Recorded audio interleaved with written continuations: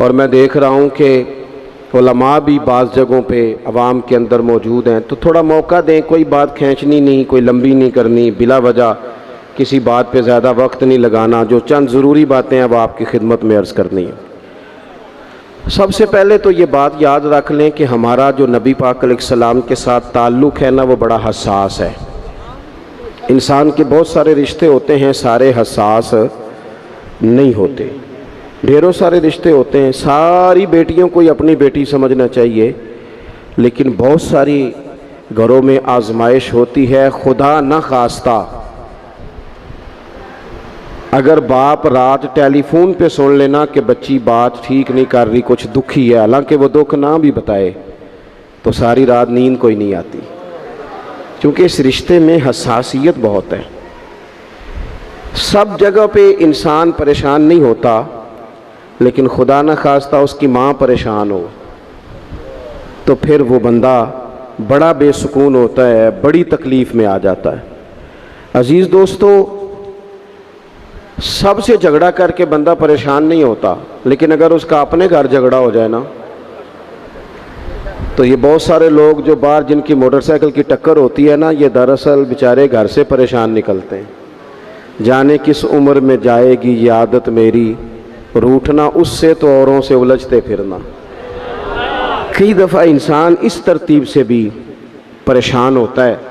तो हर रिश्ता जो होता है उसमें हसासियत नहीं होती। कुछ रिश्ते हसास हो। मेरे नाना जान इंतकाल कर गए रमज़ान शरीफ में, तो वालदा बड़ी हौसले वाली थी, मिजाज के लिहाज से बड़ी सब्र वाली और कुशादा दिल रखती थी अम्मा जी। नाना जी इंतकाल कर गए, एक दो माह के बाद मोहल्ले में एक और बुजुर्ग का इंतकाल हुआ, तो अम्मा जी सारा रात ही रोती रहीं। तो मैं घर में था नहीं, वापस आया तो बच्चे घर वाले बाकी के मुझे बताने लगे कि अम्मा जी पहले ही मरीज़ हैं, तो अब वो चुप नहीं कर रही, तो आप ज़रा उनको कहें। मैंने कहा अम्मा जी आदत हो गई है, पहले तो ऐसा नहीं था।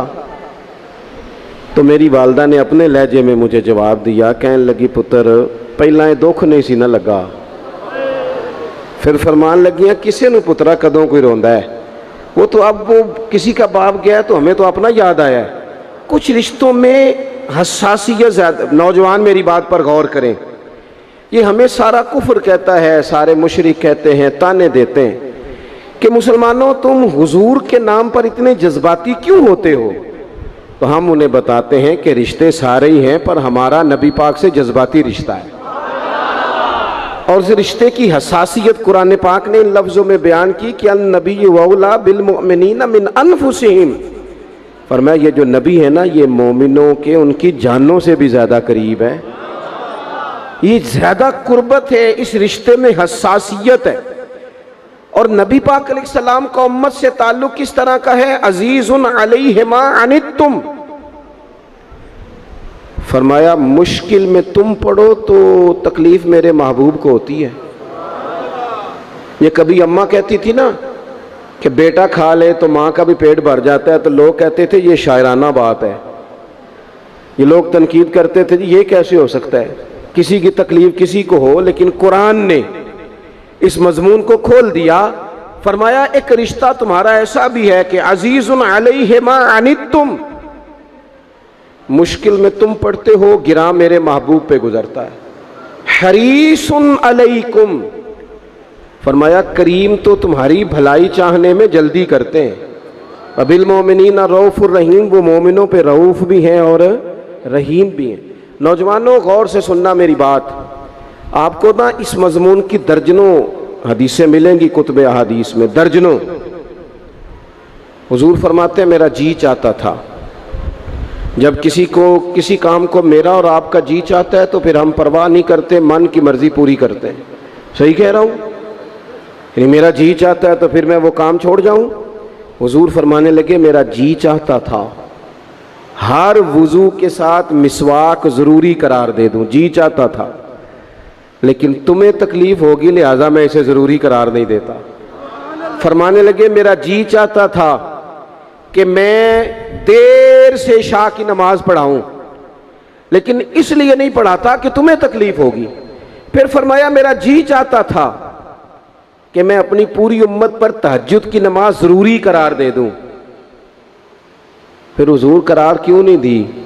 तो बात का मफहूम ये बनता है कि हुजूर फरमाने लगे, मैंने अपनी चाहत नहीं देखी, तुम्हारी नींद देखी है, तुम्हें तकलीफ होगी। हज़रत सैयदा आयशा सिद्दीक़ा फरमाती हैं, सही हदीस में मौजूद है, फरमाती हैं हुजूर को उम्मत के हक़ में दो बातों का इख्तियार दिया जाता ना, कि या रसूलल्लाह ये वाली चीज़ आपकी उम्मत पे ज़रूरी कर दी जाए या ये वाली, तो सैयदा फरमाती हैं जो चीज़ ज़्यादा आसान होती हुजूर उम्मत के हक़ में उसे इख्तियार करते, उम्मत पर मुश्किल ना आए। हसासियत, उम्मत के हक़ में नबी पाक के दिल में हसासियत। यहाँ तक बात आ गई कि हुजूर फरमाते हैं मैं इमामत कर रहा होता हूँ, दिल करता है लंबी नमाज पढ़ाऊँ। नमाज किसकी इबादत है?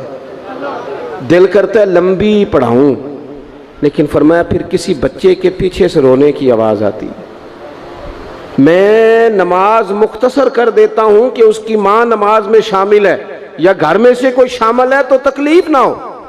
हुजूर हर जगह उम्मत के हक़ में नरमी करते, आसानी प्यार करते।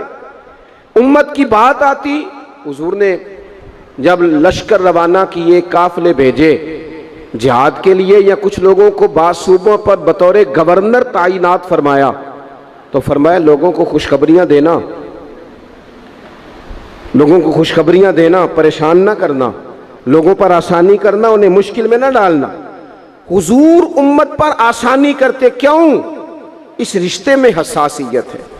जब कुरान मजीद की वो आयात नाजिल हुई ना जिनमें सख्त अहकामात हैं, तो महबूब कई दिन रोते रहे अपनी उम्मत की इस तकलीफ में कि ये दोज़ख में जाएंगे।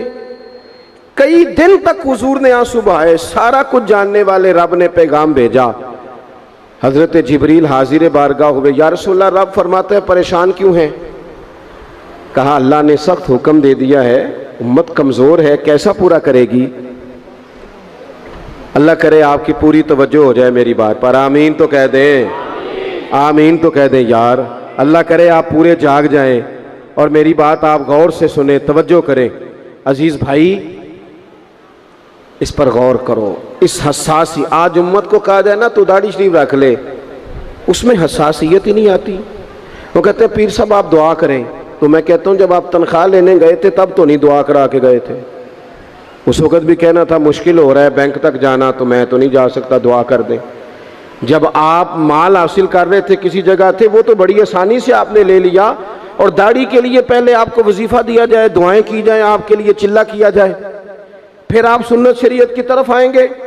हसास रिश्ता, रसूल कायनात आंसू बहा रहे हैं, किस तरह ये उम्मत हिसाब देगी अल्लाह के हुजूर? कैसे? बड़ी काहली है हमारे अंदर, बड़ी सुस्ती है, हम बड़ी आजमाइशों में। हुजूर जानते, जब महबूब कई दिनों तक रोए, अल्लाह करे उम्मती भी कभी कभी हुजूर की याद में रोए। एक तो ये हमारी महफिलें हैं ना जिनमें मजबूर कर देता है खतीब, वाइज, नात खां, तो मजबूरन भी सुभान अल्लाह कहनी पड़ती है। काश कभी घर में बैठे बैठे भी दिल करे और हम किसी नात खां के दरवाजे पे स्पेशल जाके दस्तक दें और उसे कहें दिल बड़ा परेशान है, मदीने वाले की कोई नात तो सुनाओ। कभी ऐसा भी हो ना कि घर में पैसे ना मिलने पे तो टेंशन होती है, और कोई मुकदमा आ जाए तो परेशानी होती है, लड़ाई हो जाए तो होती है। कभी यूं भी तो हो ना, रात को अब्बा जी रो रहे हो बिस्तर पे और बड़ा रो रहे हो और तड़प के रो रहे हो, बच्चे आके अम्मा से पूछें क्या मसला है हमारे अब्बा को, कोई परेशानी है, कोई डॉक्टर को बुलाएं, कोई दुख है? अम्मा कहती है जाओ तुम्हारे वाली बात नहीं। बच्चे इसरार करके कहते हैं नहीं अम्मा बता तो सही मसला क्या है। तो अम्मा ठंडी आह भर के कहती है पुत्र तुम्हारे बाप को ना नबी पाक का मदीना याद आता है, जिन्नू वेख के ठरदियां अखियां ने ते जिन्नू वेख के ठरदा सीना है। रब्बा तेरी सारी खुदाई च एक ही ते शहर मदीना है। पैसे जितने आ गए जी इन्ने ही बड़े ने, उन्ना सुटियो थोड़ी मेहरबानी। असी किड्डी समझदार कौम आ, पहले आप ही खिलारी देने फिर आप ही इकट्ठी करी देने, कैसी बात है। गौस पाक की महफिल में लोग बंदे गिनते थे, तौबा किस किस ने की। हमारी महफिलों में लोग नोट गिनते हैं और स्पेशल बंदे रखे हुए नोट गिनने के लिए। बस करें यार, छोड़ दें, बड़ा हो गया ये काम हमारी। सुने जी, सुने, अल्लाह खुश रखे, अल्लाह आपको खुश रखे। और मेरे भाई अल्लाह जज़ा दे। सुने, हमें जो कुछ दीन ने दे दिया वो हमारी औकात से पहले ही बड़ा ज़्यादा है। तो ये नोट छोड़ तो ये तो बात ही पीछे रह गई है। सानू तख्त हज़ारे दी लोड़ की है, नाले की लगे शहर बमोल दे नाल, असी अपनी बाल के सेकने आ, सानू की लगे किसी और दे नाल। ये छोड़ दें ये काम, ये कोई इतना मुनासिब नहीं लगता। अल्लाह जज़ाए खैर दे। आप तवज्जो करें, क्या अर्ज़ कर रहा हूँ। तो शदीद हुजूर सैयद आलम सल्लल्लाहु अलैहि वसल्लम रो रहे हैं आजमाइश में। उम्मत की आजमाइश को देखकर हुजूर रो रहे हैं कि उम्मत आजमाइश में। हज़रत जिब्रील ने जाके अर्ज़ की, या रसूलल्लाह, वो जो ख़ास हसासियत है ना हुजूर की तबीयत में उम्मत के हक़ में, उसके लिए हुजूर रो रहे हैं। तो रब करीम ने क्या पैगाम दिया? कहा, कह दो महबूब से जाके, वाला सौफ युती का रब्बु का फतरदा, महबूब रब आपको इतना देगा कि आप अपने रब से राज़ी हो जाएंगे। राज़ी किया जाएगा उम्मत के हक़ में। और हुजूर फरमाने लगे, जब तक सारी उम्मत जन्नत में नहीं जाएगी मैंने राज़ी नहीं होना। हुजूर का ये रिश्ता हसासियत वाला है। और चूँकि हमारे पास तो अब हम बाज़ दफ़ा लगता है कि ज़्यादा आलिम हो गए लोग, तो हमारी दीवारों पर ना, स्कूलों की दीवारों पर अंग्रेज़ों के कौल भी अब लिखे हुए हैं। तो कई दफ़ा पूछने को दिल करता है इंतज़ामिया से कि हदीसें सारी याद हो गई हैं बच्चों को, जो तुम्हें अब कौलों की ज़रूरत पड़ गई, वो भी गैरों के अक़वाल तक तुम आ गए हो। इस कौम को तुमने हुजूर के फरामीन सारे सुना लिए। ओ खुदा के बंदो, हुजूर ने तो इतना हसास करके ये रिश्ता बताया है कि बारीक बारीक नुक्ते भी समझाए। ये काम ना करना दोज़ख में चले जाओगे, ये काम करना तुम्हारा फ़ायदा। एक एक बात खोल के बयान की। उम्मत के पास टाइम ही नहीं है हदीसें पढ़ने का, वक्त ही नहीं है। हमारा तो मिजाज बन गया नुक्ते सुनने सुनाने का। नुक्ते, वो हमारा नकीबे महफिल स्टेज पे भाग के उधर जाता है, फिर भाग के इधर आ जाता है। वो क्यों लगा, कहता मैं जुमला देने लगा।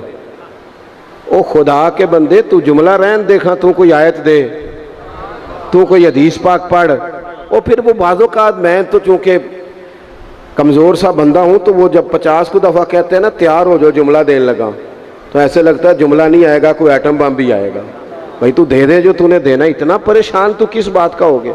और फिर सारे ही कह रहे हैं, जितने आए, नकीब, नात खां, खतीब, सब कह रहे हैं सारा कुरान हुजूर की तारीफ़ है।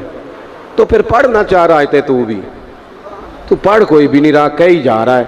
अपनी ज़िंदगी के अंदर हुजूर ने जो हमें असबाक दिए, जुमे वाले दिन टाइम पे मस्जिद जाया करो। मौलवी नकम्मा भी हो ना मेरी तरह का, आप वक्त पे जाएंगे तो वो जल्द तैयारी शुरू कर देगा। आप आखिरी 10 मिनट जाते हैं तो वो क्या मौलाना दीवारों को तकरीर सुनाए? तैयारी करें, हुजूर के फरामीन सुने।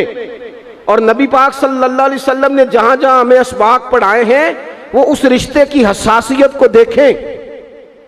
क्योंकि हुजूर ने बड़ा हसास रिश्ता बनाया उम्मत से, तो फिर उम्मत के दिल भी हुजूर के हक में बड़े हसास हैं। अपने मिजाज के लिहाज से ना नरम तबीयत के आदमी हजरत सिद्दीक़ अकबर। कुछ लोग नरम होते हैं ना बेचारे, जो गया मान ली, जो गया मान ली, उनको लोग तंग भी बड़ा करते हैं। ये भी मैं आपको बता रहा हूँ। वो जिस बंदे का पता होता है ना कि जनाब इसके पास गए तो ये अक्सर तारे शाट भी रहती हैं, तो वहाँ ज़रा जाते भी लोग थोड़ी एहतियात करते हैं। हज़रत अबू बकर सिद्दीक़ तबन नरम तबीयत के थे, कुशादा रुई, खंदा पेशानी मिजाज का हिस्सा था। वो देर तक सब्र करने के आदी थे। लेकिन एक दिन उनके वालिद आए, जनाब अबू काफा रदी अल्लाह ताला अन्हु, बाद में उन्होंने कलमा पढ़ा। वो एक दिन हुजूर की बारगाह में शिकायत लेके आए। अब किसी उस बंदे की शिकायत आ जाए ना जिसकी तवक्को ना हो, जिससे तवक्को ना हो। वो किसी ने कहा था ना कि तुझसे शिकवा नहीं बेवफाई का, पर तुझसे उम्मीद बेतहाशा थी। तेरे ऊपर उम्मीदें बड़ी थी, तो तूने ये जो काम किया ना, ये थोड़ा अजीब लगा है, तुझे नहीं करना चाहिए था। कोई और कर देता तो चलो बात इतनी सख्त नहीं थी, तुझे नहीं करनी चाहिए थी, तेरी बनती नहीं थी। हजरत सिद्दीक़ अकबर तभी तौर पर नरम आदमी, लेकिन उनके वालिद आए हुजूर की बारगाह में, और बुजुर्ग हैं और नाबीना हैं और लाठी थामे हुए, और उन्होंने बड़ी अजीब बात की। कहा, या रसूलल्लाह हद हो गई, आज तो अबू बकर सिद्दीक़ ने मुझे थप्पड़ मारा है, थप्पड़ मारा। ये अभी वो मुसलमान नहीं थे, शिकायत आई, करीम महबूब अलैहिस्सलाम के गिर्द जितने लोग खड़े थे महवे हैरत हो गए कि अबू बकर सिद्दीक ये काम करेंगे। हुजूर ने फरमाया बुलाओ ना जनाब सिद्दीक को। हाजिर बारगाह हो गए, हाथ बांधे, नजर झुकाई है। हुजूर ने फरमाया अबू बकर लोगों को तो यकीन ही नहीं आ रहा, तुमने थप्पड़ मारा बाप को? खामोश खड़े, खामोश। करीम ने फरमाया अबू बकर सुन रहे हो मैंने क्या कहा, बाप को मारा है? चुप खड़े। तीसरी दफा हुजूर ने फरमाया बोलते क्यों नहीं? उन्होंने ना गर्दन उठाई, आंसू टप टप दाढ़ी पे गिर रहे, रो के अर्ज करने लगे या रसूलल्लाह बाप से कहें खंजर लेके मेरा गला काट दे, मैं सी नहीं करूंगा, पर इसने ना आज आपके बारे में बात की है, आपकी शान अक़दस के बारे में कच्चा जुमला बोला है, आपके बारे में कमजोर बात की है। यार